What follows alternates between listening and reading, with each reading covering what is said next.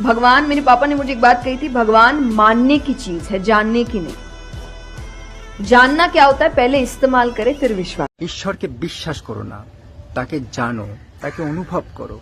তাকে বিশ্বাস করলে আজীবন ঈশ্বরের প্রকৃত অনুভব থেকে বঞ্চিত থেকে যাবে। এভাবেই তো আমরা সকলে আজীবন বঞ্চিত। এই মানব শরীরে এসে তাকে জানার সুবিধা রয়েছে যখন, তখন তাকে খামোখা বিশ্বাস করবে কেন? আচ্ছা, এই যে তাকে তুমি বিশ্বাস করো, পূজা করো, তুমি দেখেছো তাকে কি তার প্রকৃত সত্তা, কোনো অভিজ্ঞতা রয়েছে তার সম্বন্ধে? তোমার এই বিশ্বাস ও তুমি স্বয়ং নিজে একমাত্র বাধা তাকে জানা থেকে, আর কোনো বাধা নেই। নিজেকে প্রশ্ন করো, তুমি কে, কি তোমার প্রকৃত পরিচয়? এই বিশ্ব ব্রহ্মাণ্ডের বিশাল আয়োজন কে সাজালো? অন্তরে খোঁজো এই প্রশ্নের উত্তর। জীবনে প্রকৃত আস্তিক কিংবা নাস্তিক হয়েও না, প্রকৃত ঈশ্বরের